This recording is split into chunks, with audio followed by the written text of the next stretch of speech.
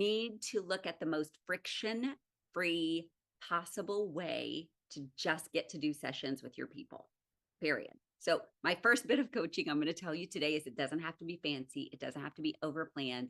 It doesn't have to be overproduced. You need a way to communicate with your people. Believe it or not, lean in. Believe it or not, we used to do this on the telephone, like the telephone, without seeing each other. We used to do coaching on the telephone.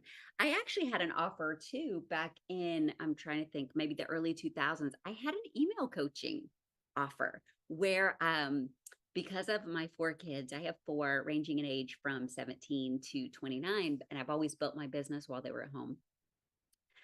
I used to do over the summers laser coaching, and it was only over email. Now, why would I do that? Well, it's because I didn't want to be on screen and didn't want to be tied down to an appointment. So I only did, it was a different price. It was a different offer, but it was email. It was summer email coaching. So some of you guys that are like busting your heads wide open, trying to overcomplicate all your offers or overcomplicate how you're setting things up. I am a big ticket coach. I work with 7 and 8 figure founders. And sometimes I sit in my fancy chair that I got on Facebook Marketplace for $100. And I've got 3 rescue animals that you cannot see sitting around me because I can't go in a room without them. And I'm still helping people transform their businesses. Okay. So my first bit of coaching I'm going to tell you is just stop creating friction for yourself. Friction is something I'm talking about a lot this week, I find, and you'll find patterns in your business like that too. Like people are creating friction for themselves to give themselves excuses for what they're really fearful of. So here's an exercise for you. I'm just going to coach you today, if that's okay. Like I don't have fancy prepared slides today. I'm just going to coach you on some things that I find are going on with 7 and 8 figure founders. And why would I coach you on that when you're not a 7 and 8 figure founder yet? Because they all started where you started. And the same patterns come up. They do the same things that you guys do. But friction, I'm going to say it again, friction is something that you're creating so that you'll have a reason, a viable excuse to not do something that you're fearful of. You may have a fear of selling. You may have a fear of not knowing an answer. You may have a fear of being on camera. So you create these noble obstacles. You create this friction. Well, when somebody says to me, and Heather has done this too, you guys, I'll tell on Heather. Heather has done this too. She'll say, well, I need to first do the blah, blah, blah, or buy the blah, blah, blah, or get the whatever. And I'll say, nope, that's friction. What you need to do is make the offer. What you need to do is have the hard conversation. What you need to do is whatever. Stop the first I got us. But first I got us. But first I got to do this. But first I got to do that. I just had a session with somebody who's actually a colleague of mine who's been spinning circles around himself for 2 years. And I've watched. And he showed me this 2-page document of his coaching plan. And I said, at what point in this plan are you making the offer to the client? Because I'm not seeing that. I'm seeing your social posts. I'm seeing your email strategy, seeing all this. When are you gonna get somebody's money? When are you gonna talk to somebody? I said, okay, first of all, take the document off the screen. It's giving me hypertension. Second of all, 5 people you would love to work with that you know need your help. 5 people.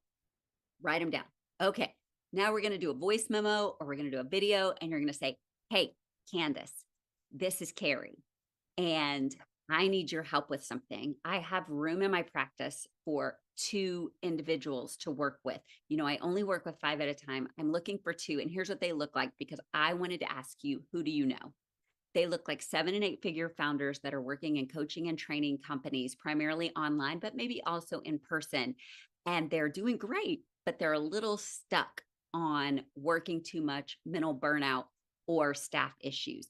Could you just wrap your brain around that, brainstorm through your friends list or your colleague list, and let me know if you know somebody? Would you be willing to introduce me to somebody, or get them to have me on their podcast or something? I just knew you would know somebody. Now, Candace, here's the trick. It's not a trick. Here's the thing. It's probably you. Probably the reason I'm reaching out to them is it's them. But I'm taking the pressure off them by saying, who do you know? Because like attracts like. They probably know people like themselves. Their brain will immediately be like, dang, how does she know? Is she reading my mail? Does she know that's me? Does she know, that that's who I deal with, that I'm stuck on those things? But then they're going to start thinking of other people too. Either way, it's a safe ask. Who do you know? So I told him 10 asks. Don't ask me for any more help. Don't ask me for any more coaching until you ask 10 people. You got to work your ask off, y'all. You have not because you ask enough. People can't buy from you because you're not making offers. You're not making offers because you're scared of something or you think it needs to be perfect. What can you solve for them? This particular client, colleague, I should say, he's not a client. He can't afford me. This particular colleague, he works with dentists who are burnout, who are maximized in their practice, who are hating what they're doing. After all that school, can you imagine hating it so much? And I said, if you don't make the offer, like, how are they feeling? Like, how is Ruth feeling in her pajamas this morning before she goes into her practice? He said, oh, she's dreading going in. She doesn't really like her staff that much, but she feels obligated to pay their salary. She really doesn't want to see one more person's inside of their mouth. She's dreading payroll this week. Like, she's so burnt out. She misses her family. I said, and you have the solution for that. You can help her with that. Yeah. So you're okay with her being burnt out? And he talked about like the rise of addiction in dentists with opioids and that kind of thing, and the suicide rate and all that. And I said, so you're okay with all that staying the way it is? You could help people avoid opioid addiction and burnout and suicide, and you're okay because you're scared to ask because they might tell you no. He's like, oh, well, when you put it that way, well, it is that way. If we really feel like we can help people, if I really feel like I can help Sharon not be so despondent about her bills every month, or if I really feel like I can help Tamara have a better relationship with the people in her life because of me teaching her to have some hard conversations, then that makes me selfish. It makes me selfish and silly because I'm not making the offer. Even if they tell me no, it's fine. It's fine. They're not going to be ready yet. So anyway, be aware of friction. That's the first thing I wanted to talk to you about. Where are you creating friction? I am my own best client, meaning I coach myself as much as I coach everybody else, and I do it out loud because I need to hear it. And I'll be putting something off, and I'll say, now, Carrie, why are out loud? I'm telling y'all, it's okay if you think I'm crazy. I'm profitable and crazy. Carrie, why are you resisting that? Why did you just create that friction? What's the problem? What's going on? And then I have to sit with it, because when you ask yourself something, your brain wants to answer. So then I'll say, I didn't want to go do that because, for instance, there was a mixer this week of some of the drama mamas, the theater moms, and I didn't want to go. And I did have a valid reason, but also I had some resistance. Well, why am I going to go? Well, they were all going to go outside to the patio. First of all, it's Texas. It's 100 degrees here right now. They were also going to this Mexican restaurant that's primarily known for their margaritas and stuff. And I don't drink, and I don't like defending why I don't drink. And I don't like really being the odd man out when they're going specifically for drinks. That was one of it. But one of the other reasons was my kid wasn't working. My youngest, who's still at home, she leaves for college this year. She wasn't working. She was home, and I really wanted to hang out with her instead. So it wasn't that I didn't want to go with them. I was resisting because I wanted to go with her, and I had this kind of pull about it. So instead, I just went to her and I said, hey, the drama mamas are doing this.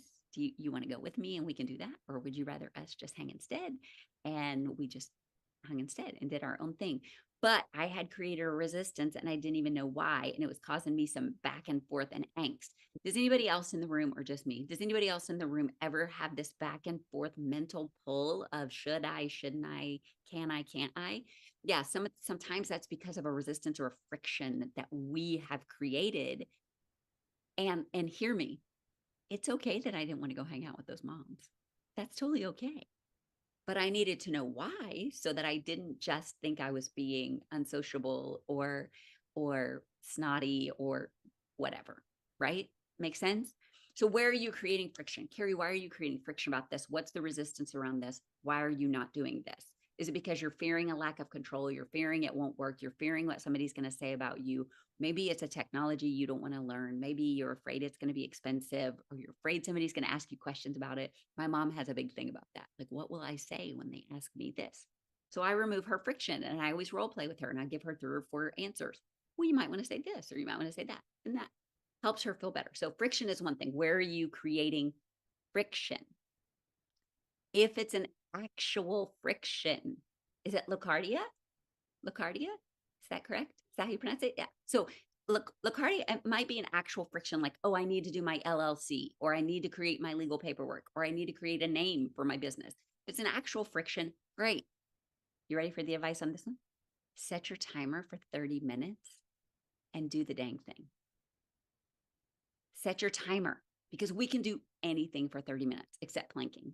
I can't plank for 30 minutes, but we can do anything for 30 minutes. You can set the timer for 30 minutes. Sometimes our resistance is we don't know how long it's going to take, or we don't know all the steps, or we don't know the whatever.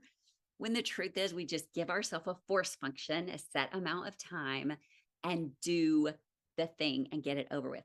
Have you ever really resisted something, business or personal or housewise, like housework, over and over and over and over? And then once you set the timer and did it, it took you way less time than you thought. Anybody? Anybody? Now, I'm that way with the dishwasher. Like every single time, I'm like, ugh, I have to do the dishwasher. Ugh, the dishwasher needs to be. And then I do it, and it's like one song long. I'll play one song and I'll race the song, and then it's done. And I'm like, why do I worry about that all stupid day? But set the timer and do the thing. Now, here's the trick. The earlier in the day you do the thing, the better. And here's why. And I know a lot of you have full-time jobs. I get it. But the earlier you do it in the day, the better. This is neuroscience. It's because you have less mental energy as the day progresses, because you've made a lot of decisions. You've dealt with a lot of requests, your energy, your blood sugar, everything is different. And I say this, I say do it early in the day when your hopes and dreams are still alive. because nobody has like hurt your feelings yet. Nobody has asked you to do something that wasn't your job yet. Nothing tragic has happened yet. You haven't been in a wreck yet. You haven't, whatever, do things early while your hopes and dreams are still alive. You have more willpower. You have more energy. You have more wanna. You haven't like tapped out your bandwidth yet. So Brian Tracy used to say, eat that frog. And he used to say, if you do the hard thing first, that then everything else seems easy comparatively. And yes, there is something psychologically to be said for that. But I really know that I just have a limited amount of decisions in me, a limited amount of energy, a limited amount of bandwidth, so to speak. And so if I do that first thing in the morning, even before you go to work, even before the kids get up, it's the main reason I get up early. Not because I'm part of the 5 a.m. club, not because I want to get up and go work out or whatever. I want to get up and have a little peace. I want to get up and have a little space in my day that nobody needs me. Anybody, can I get a witness? Anybody? Yeah. So I get up, it's purely selfish. And I know that sounds silly, but I get up early for purely selfish reasons so that I can do some things that are great for me before anybody else has an ask. I don't open my email. I don't open my text. I don't do anything else. I don't need anybody to need me. I've got 4 kids, and they're supposed to be easier when they're adults. Here's a spoiler. Sorry, parents. It's not easier when they're adults. Yeah. Marcia's like, it's not. It's more complicated problems. It's more expensive problems. And you got no leverage. You can't put them in timeout or take away their toy. It's ridiculous. Anyway, that's a whole other. But before anybody else has rained on your parade, if you do something early in the morning, if you do some asks early in the morning, if you do that LLC paperwork first thing in the morning, if you cross off something hard early in the morning, then it also builds up your confidence and your competence for the rest of the day. Something that will change your life. So first thing was friction. Recognize it, eliminate it. Second thing is face the thing. First thing, face the thing first. I saw this video on Instagram the other day, and it made so much sense to me psychologically. I have a son with brain damage. My oldest boy, he'll be 29 at Christmas. And so I study the brain. I also have a dad with vascular dementia, and I just lost my mother-in-law to a long, long, long battle with Alzheimer's. So I'm a real brain nerd. I study it to our benefit, right? And I saw this video the other day, and he said, if you want to change anything about your life, then you need to make yourself a promise that for the next 30 days, you're going to get up every day and you're going to work out for 30 minutes. And then you're going to call somebody and tell them you did it every day for the next 30 days. He said, I don't care what the workout is. I don't care how heavy it is, how hard it is. But if you want to change anything in your life, do that. He said, why does this work? Because already I'm like, these fitness influencers, always about the working out. He said this, and I kid you not. He said, it's not about the working out. I'm like, oh, he's listening, right? He's listening to me. He said, it's not about the working out. It's about learning that you can do something that you don't want to do. And it's learning that you can stay in integrity by keeping your promise to yourself. And it's about staying accountable to the person that you said was going to do it. He said, but here's the spillover effect. That's 30 minutes of your day. But then the rest of the day, before you grab that slice of pizza or that soda, you're going to say, I had to get out of bed and go do that workout this morning. Maybe I'm going to make a more conscious choice. He said, I'm not telling you not to eat those things. He said, I'm just telling you, your brain is going to question you. Your brain is going to say, do you really want to undo that workout that you worked so hard on this morning? He said, the other thing your brain is going to do is that when you are avoiding something at work or need to do something hard, you're going to go, well, I've gotten up every day for 2 weeks in a row to do this. I can also do that. I can also ask that person if they have a coach. I can also talk to that person about that thing that they're dealing with. I can also have the difficult conversation with my neighbor who keeps leaving their trash can in my yard. It builds your confidence because you're staying in integrity with yourself. So friction, do the thing early, and then integrity with yourself. Here's what I will tell you, Teresa and Dahlia. I will tell you that when you learn to keep promises to yourself, the same way that you do to your kids, the same way that you do to your boss, the same way that you do to your spouse, when you learn to keep promises to yourself, the change in your life will be immeasurable. You will astound yourself. We have all made promises to ourselves. Tomorrow, I'm going to eat better. Tomorrow, I'm going to get up early. Tomorrow, I'm going to stop dressing so slouchy. Tomorrow, I'm going to be nicer. Tomorrow, I'm going to not spend any time on the couch binging on that show. Here's an example. I have not watched the new season of Bridgerton, part 1 or part 2. Here's why. It's because I'm working on some goals. And I know if I go sit down, it's not going to be one episode. I know if I sit down, I'm going to be all up in it. And then I'm going to be on social media seeing what everybody else is saying about it. And then I'm going to have some memes, and then I'm going to call the girls and we're going to chat about it. And then I'm going to go to Bath and Body and get the candle. And then, so I can't. I am not allowing myself to do that. And that may seem silly, but I'm keeping that promise to myself that until I hit this next goal that I'm working on, that I'm not even going to open it up. Is it fun? No, I'd rather be watching it. I thought they did a brilliant job with Charlotte. I thought it was brilliant. Do I love Shonda Rhimes? She hardest working woman in show business. Super disciplined. I can promise you she's not binging other people's shows when she's on deadline. Am I right? Say I'm right. You know, I'm right. Okay. So you have to learn to keep your promise to yourself. And now you may say, oh, but Carrie, I always let myself down. I always break my promises to myself. Well, then start with something small. Cole might say, tomorrow, I'm just going to drink only water. Every time you pick up something that's not water, say, oh, well, that's not like me.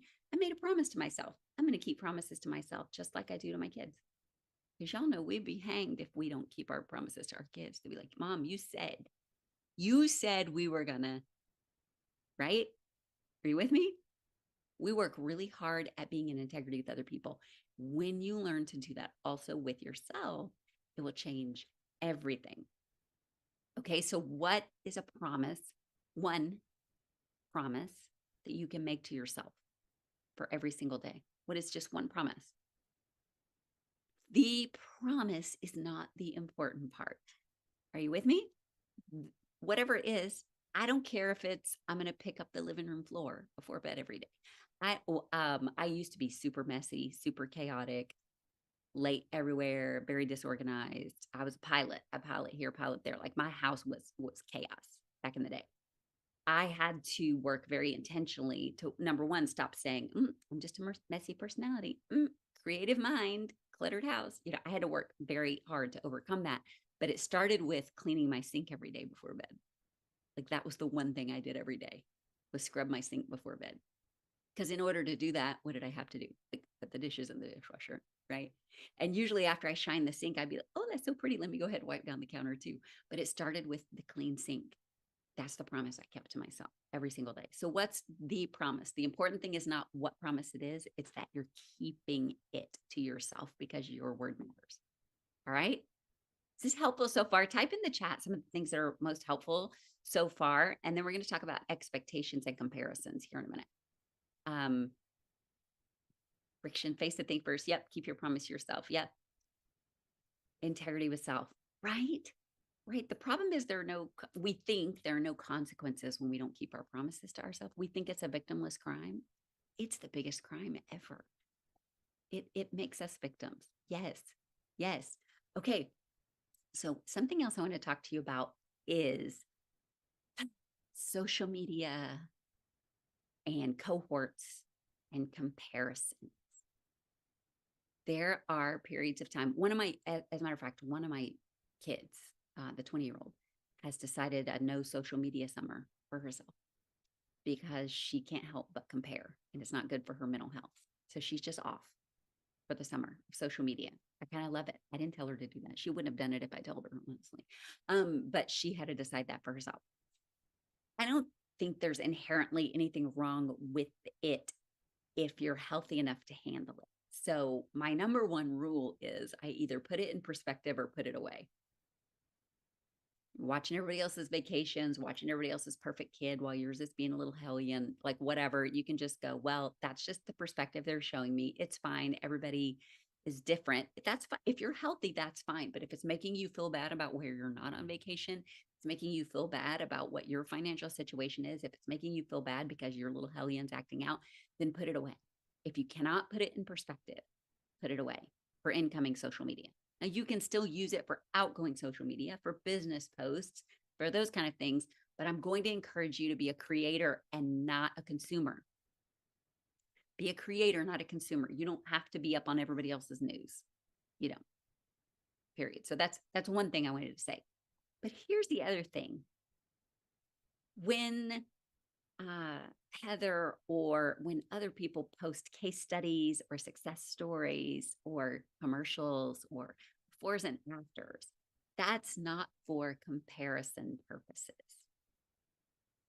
That's not for comparison purposes. Do not compare yourself to them.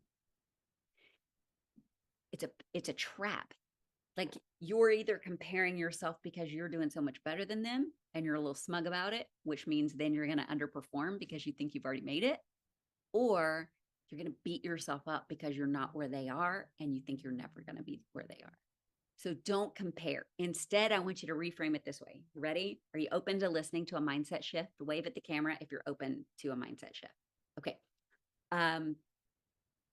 Shift it to, oh, that's possible. Oh, that's an expectation I can set instead of a comparison that I'm going to hold. Do you see the difference? Type in the chat yes if you see the difference. Oh, that's an expectation for when I build my business, not a comparison for where I am now.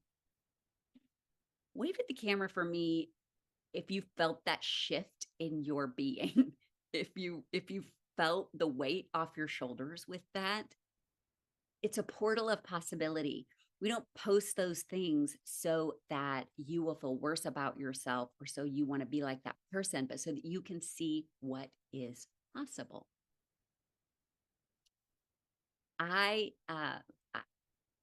This was driven home to me really big recently when my baby graduated. She graduated a year early, and she graduated at the Texas Ranger baseball field, Globe Life, which we're the World Series champions right now. So you can imagine what the stadium is like.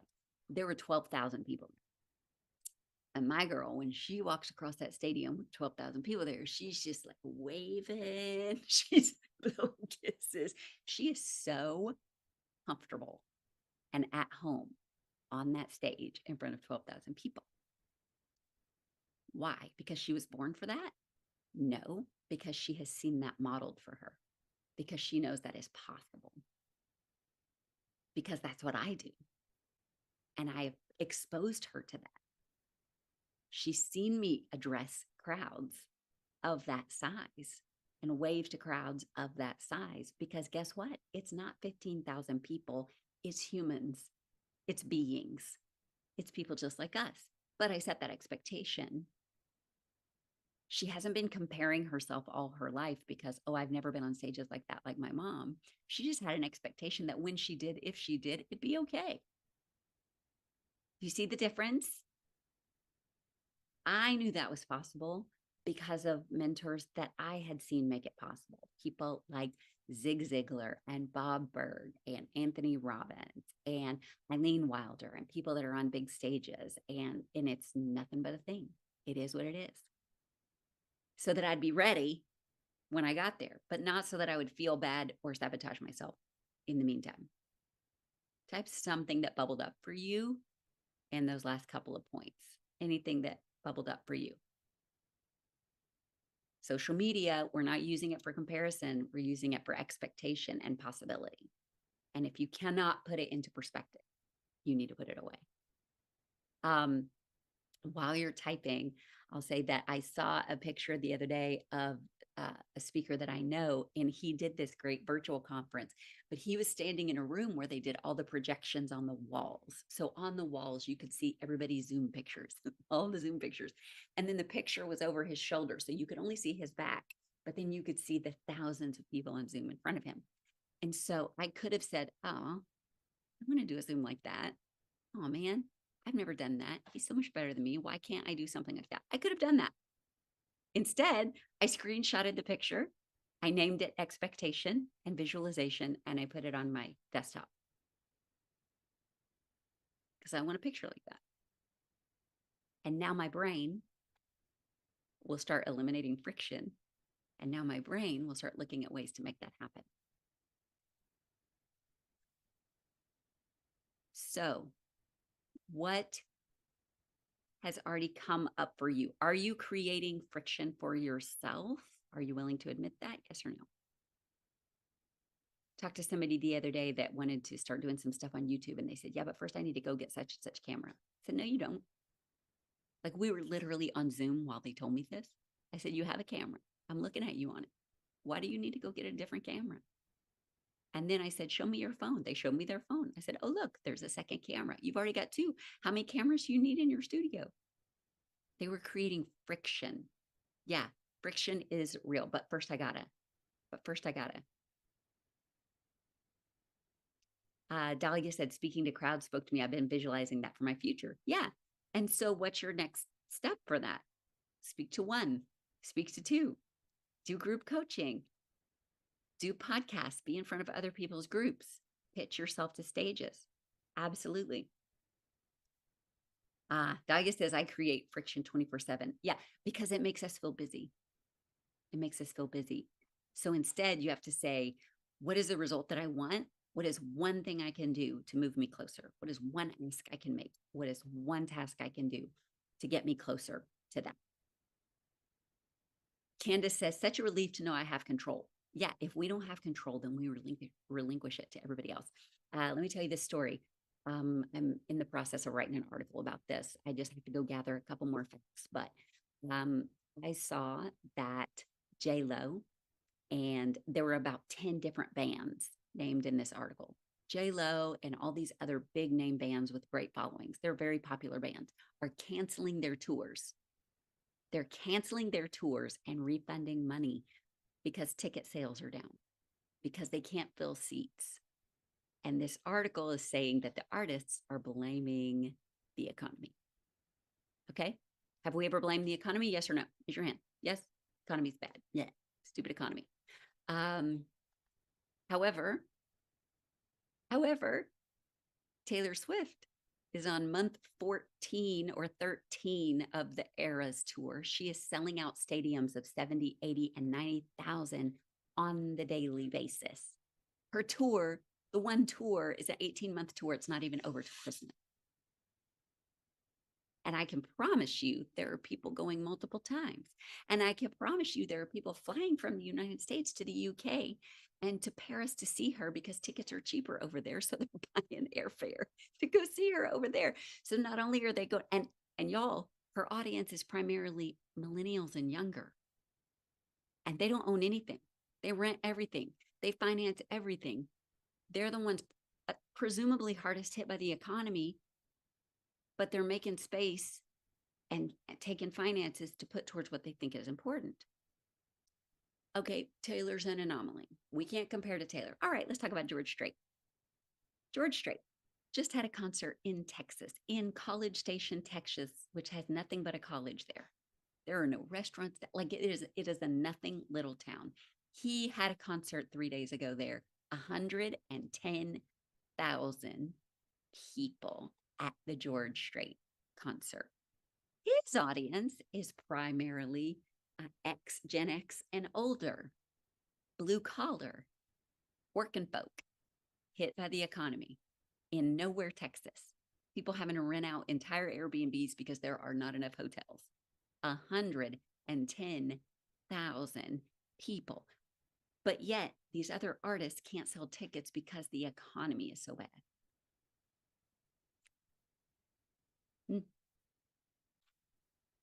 So, is the economy bad, or do people just prioritize what they're spending their time and money on?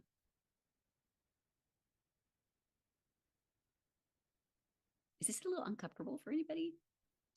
Like, I pause so that you'll coach yourself. Like, it's a little uncomfortable. Like, oh, nobody's buying coaching right now because of the economy. I'm still selling coaching, and I'm expensive. Super worth it, but I'm expensive. And people are going to find a way, make a way.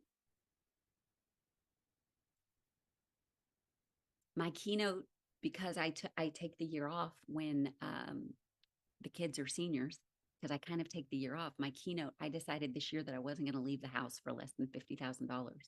So I just created a package that I pitched to event sellers. If they really want me there, then it includes a book signing, it includes a this and that and the other, and it's $50,000. And I'm okay saying no because I would rather be here with my daughter. But guess what? Even with the economy, people are figuring it out. So we have to quit justifying our lack of results to external factors when really our lack of results probably goes back to some friction that we're creating or some promises that we're not keeping to ourselves. Now, I'm not saying the economy's good. The economy is not great. Like groceries, holy smokes, I can't believe the price of groceries, the price of gas, the price of all the things. It's a lot. I get it. But people are spending on the things that matter to them. If you don't believe me, go to the nail salon and try to be a walk-in appointment. If you don't believe me, go to a restaurant on any weeknight.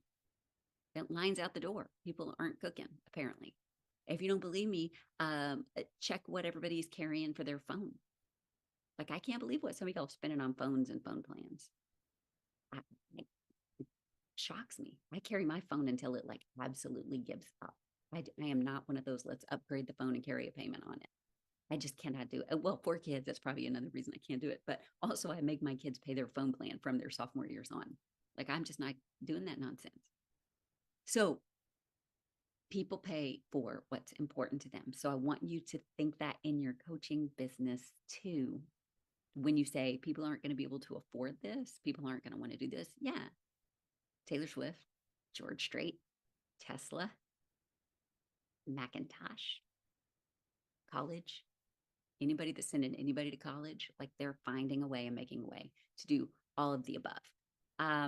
People pay for what they really want and for what's valuable to them. And so then your task becomes, how do I create an offer that feels really valuable for them and feels really meaningful for them so that they can see the difference that it'll make. Now let's talk a little bit about expectations. I could say that I want to lose 30 pounds and I want to do it fast and I want to do it like before I leave for Italy on Monday. But that's not realistic. Like it's It's just not going to happen. Yeah, I could go do 50,000 steps a day and I could do a water fast and I'm still not going to lose 30 pounds by Monday when I go out of town. I'm just not going to do it. I have to know that it's a series of habits that stacks up. It's a series of time I need to put in. It's a series of promises I need to keep to myself, and I need to give it the time to make it work. We know that. We know that if we build a house, we have to start with a foundation. We have to start with a plot, then we have to start with a foundation, and then we have to build up from there. And yet, sometimes we get so impatient with our businesses.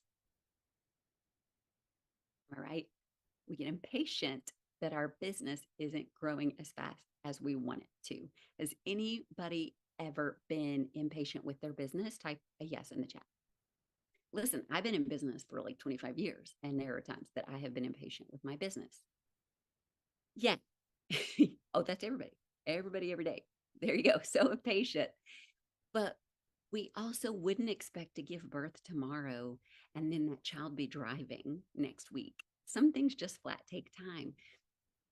You have to recognize that your audience, your market, the people that know you, see you as one thing right now.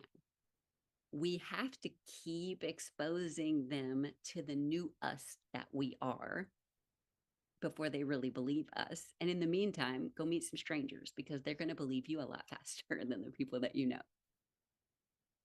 I've been speaking professionally for over 20 years, unprofessionally for 52. And I will tell you that I have been hired maybe twice by people that knew me before. My brothers, I have 3 brothers who all love me. We're close. Not one of them has ever been to hear me speak, has never heard me speak, has never watched a YouTube video, has never read my book. It's not who they know. 2 of them are business owners. Bless their heart. They could be making 3 times as much if they would listen to their sister. Like, I'm a killer business coach.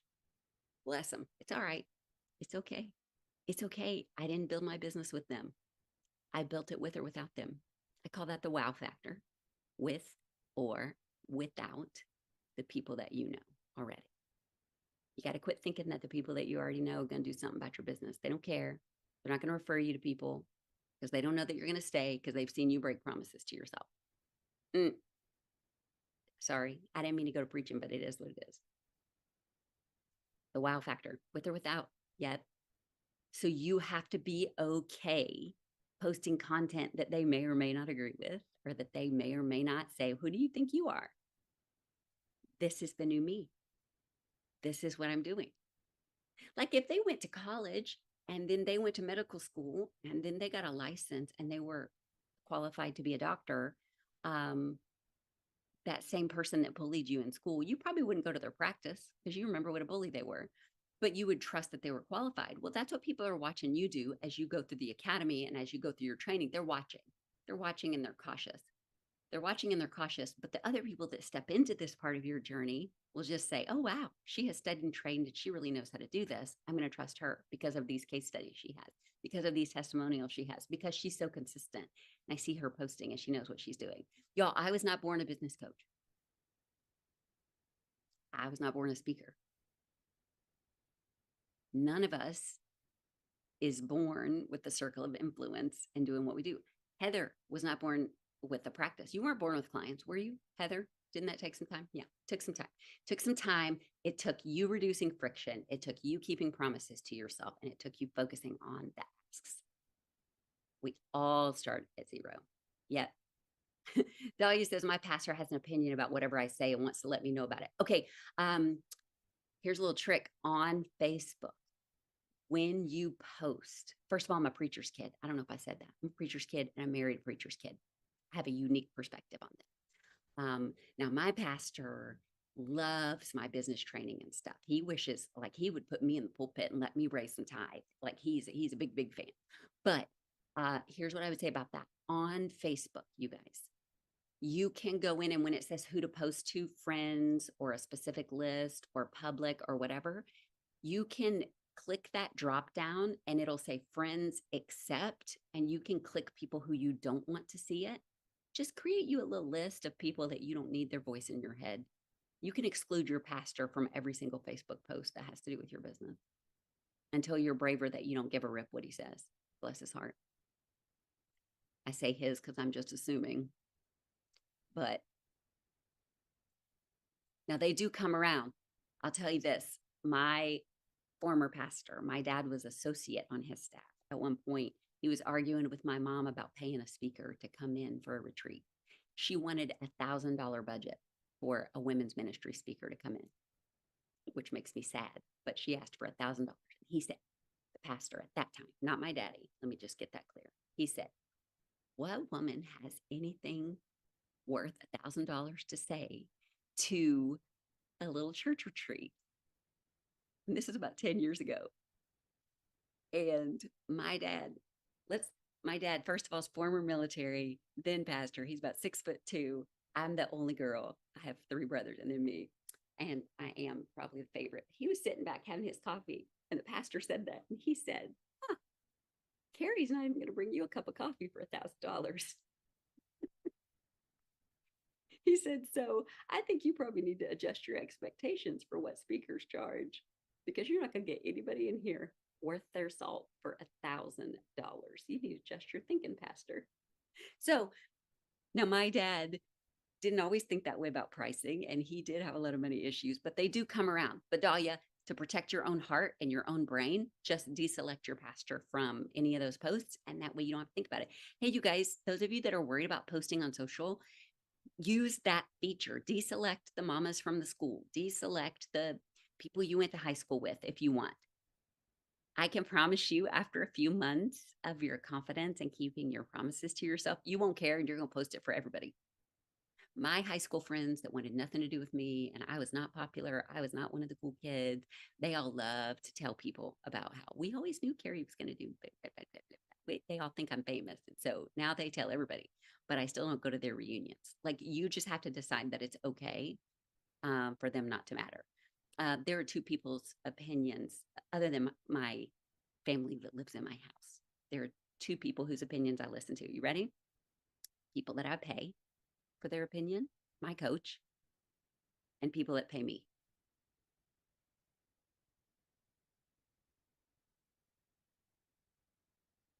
We got to quit worrying about what everybody else thinks or even has to say. And here's my phrase for people that give you unwanted feedback. You ready? Thank you for that feedback.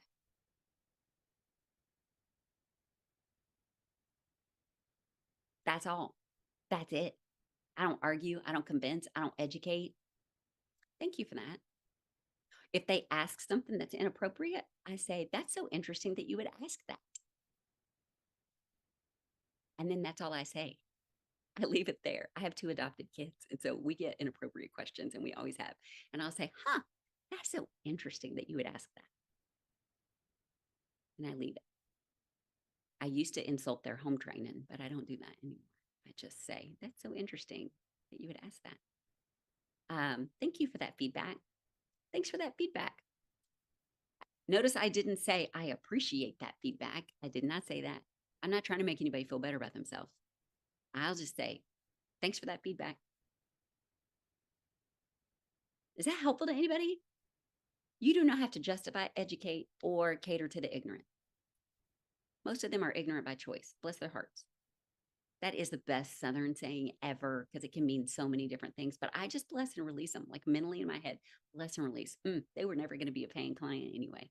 They were never going to refer people to you anyway. It's okay. They still have their space in your life. It doesn't mean we alienate them. It just means we're not including them in our moving forward. Because I promise you that pastor is going to be really happy about your 10% tithe when your business takes off. Sarah's losing it. Sarah, am I lying? Am I lying, Sarah, or am I accurate? It's accurate. Yeah, I was just laughing at, yeah, sure, they'll take the money. They'll take that tithe. They're going to be so excited about that. And when they want something funded, my daddy loved it when he was doing building projects and traveling with the construction team. I would designate my tithe. My business was doing really great, and I would designate my tithe. Like I would fund my daddy's team on whatever they wanted to go build or remodel or whatever, orphanages or other churches. And I remember that these old men that he would take with him, they were sleeping on the floors of gyms and stuff of churches while they were working on stuff. And I remember the year that Eddie and I decided we were going to buy them all these portable beds that they could compact really small. And then like these guys were 60 and over, and they were just all these old bones on the gym. It was breaking my heart. And my daddy was just so proud, bragging about my business to everybody he saw. He wasn't quite sure what I did, but he knew that I provided beds for the whole mission team. And when people would say, "Oh, we love that setup you guys have," yeah, my daughter's a business owner, and she funds our ministry that way. So you want to shut critics up, do well, do well, and then they can't say anything about it. So yeah, Teresa says no casting pearls before swine. Preach. Yep, so true. So true. And you just can't convince them all. You just can't, and you shouldn't waste your energy doing that. There are too many people you could serve. Too many people you can serve. So that last point was about expectations and patience with your business in itself. However, anybody familiar with the crock pot? Raise your hand if you know what I'm talking about when I say crock pot. Okay. Crock pot is like an Instapot, but slower. Some people just only want microwaves in their business. And now we can microwave some wins. We can have some quick wins, but business does typically function more like a crock pot. But even the best and most effective and most efficient crock pot can't work unless you put the right ingredients in it and turn it on. So some of y'all, not necessarily y'all in this room, just metaphorically, some people in business really want those results, but they haven't decided to turn the crock pot on yet until they see some results.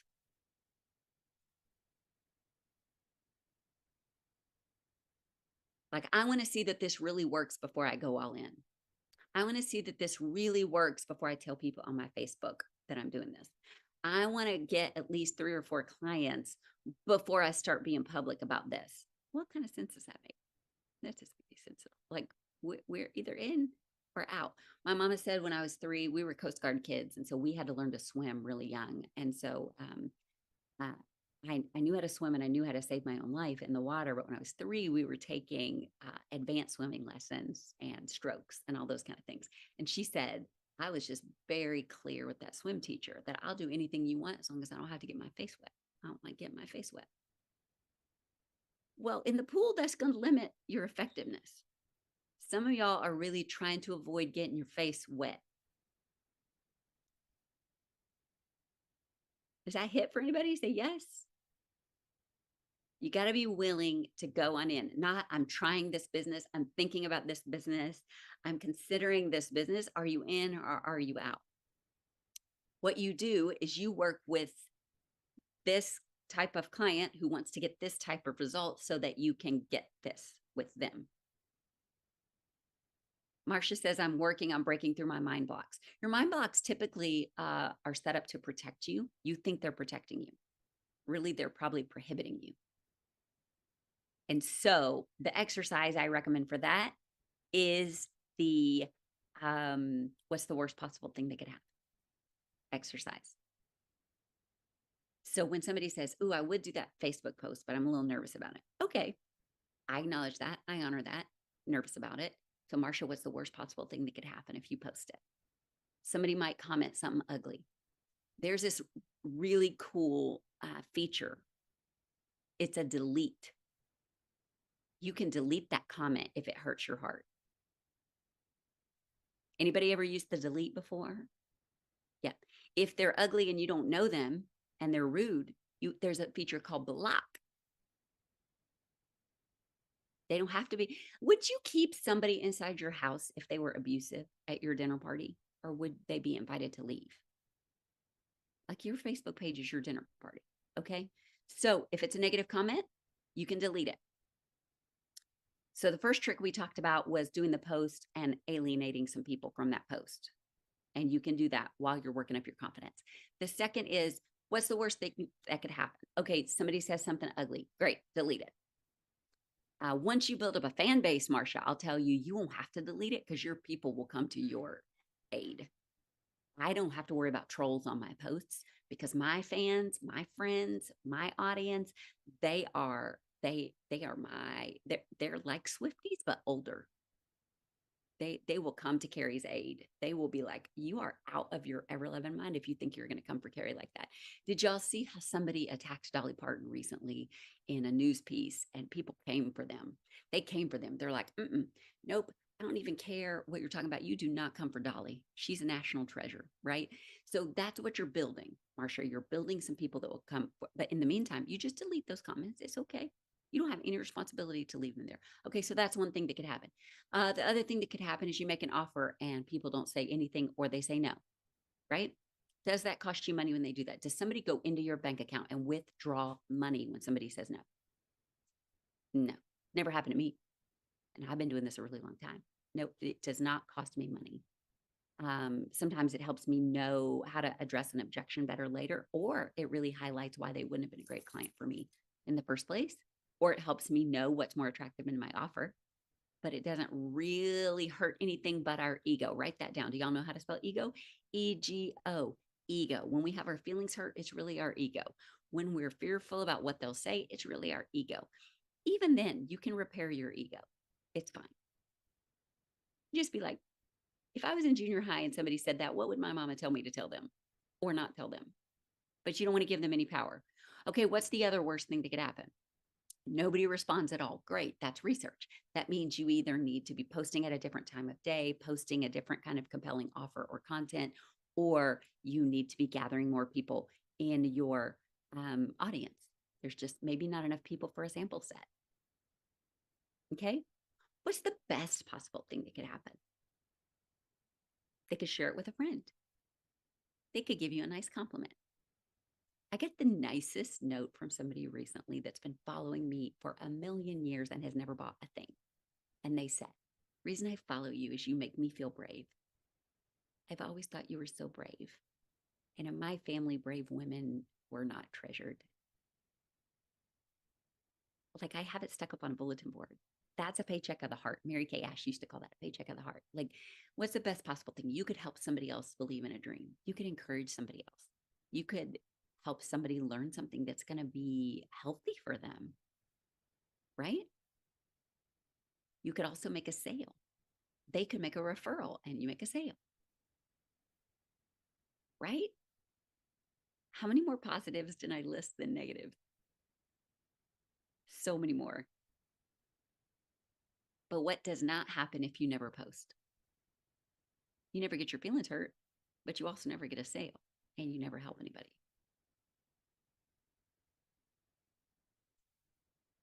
Yeah, Liz says sometimes it's just a not right now. It's not even a no.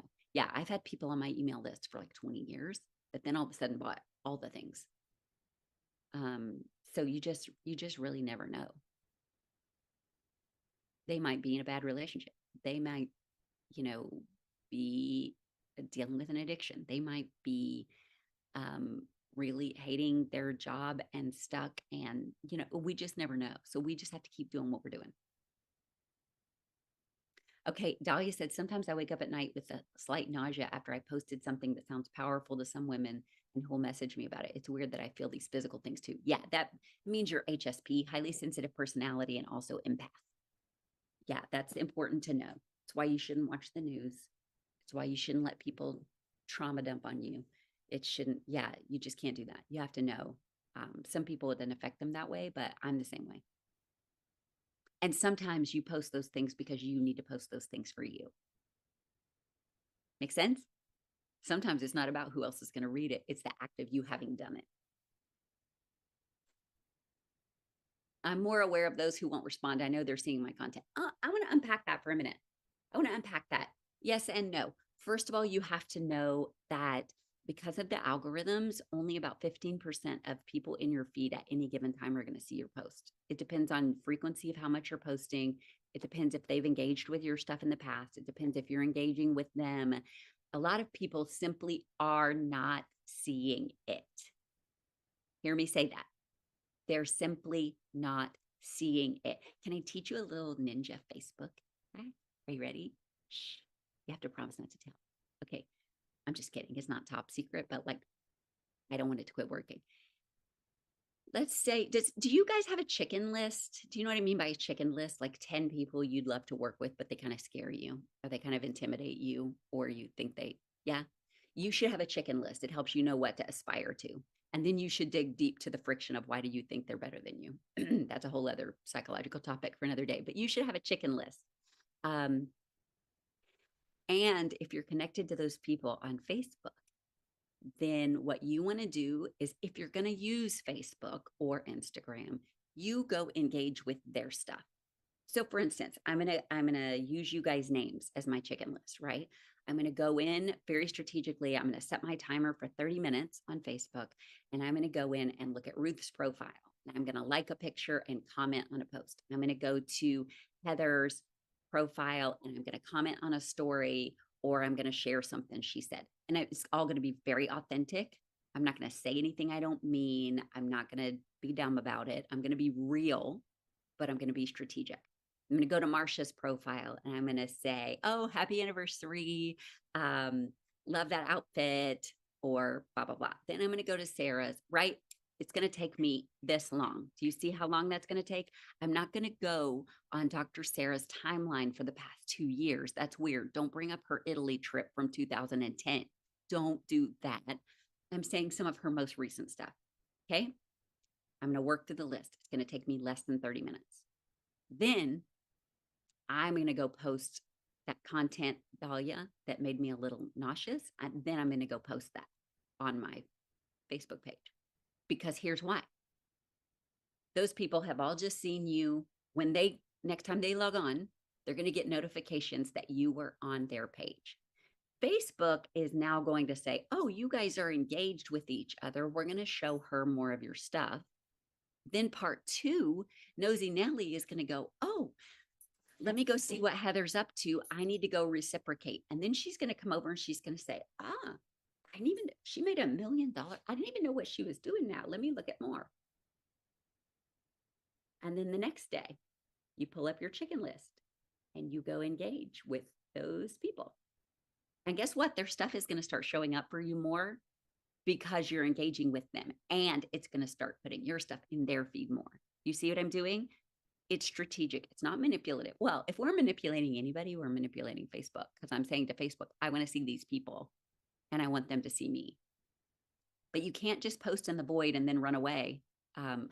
During COVID, we would do drop-offs of goodies and things. And she was in junior high at the time. She never wanted to interact with anybody. So we would drop the gift on the front porch, and then she would run as fast as she could to the car. And then she would tell me to take off like a getaway car. And then she would text them and tell them she left them something, right? That's how y'all are doing your Facebook posts. You're going to drop and run. And you're like, I'll go check on it later. Instead, first, you go warm up the audience of the chicken list, and then they'll see your content. It increases the odds of them seeing your content. Okay? Make sense? The other thing you want to do is a couple of the influencers in your space, or people that have the audiences that you want to have. You go watch their content, 1 or 2 posts. So Ruth might go look, let's say there's a bone doctor she follows that has a big podcast. She's going to go to theirs and comment, showing she's also an authority. Now, I don't mean teach a whole like dissertation over there. I just mean like, oh, that's an interesting point. I also found that you can increase bone density by reducing the amount of carbonated beverages that you have. Now, what's that going to do? People that read that comment section are going to go. A lot of people think you do that to get noticed by the influencer. That's not the point at all. You want to be in there as an authority in the comment section for all the people that are following that other person, because then you have the halo effect. You have ethos. So then Marsha's going to say, oh, that Ruth said also, in order to increase my bone density. And who's she? Who dis? She's going to click over to Ruth's profile. And then all of a sudden, Ruth's going to start showing up in her feed. If you're going to work social media for 30 minutes a day, that's how you do it. That's how you show up in the places you want to show up. That's how you get maximum visibility. But you don't just post to your friends and think your friends are seeing everything, because they're not. Also, your friends are not buying from you. So there's that. Okay. Was this helpful? Friction, doing the hard thing first, keeping promises to yourself, staying in integrity. You have to be super strategic and make sure they're seeing your stuff. Oh, expectations, not comparison. Expectation, not comparison, and then being patient with your business. Crockpot doesn't work unless we turn it on and put the right stuff in it. What's something that bubbled up for you, or something that you're immediately going to make a shift in?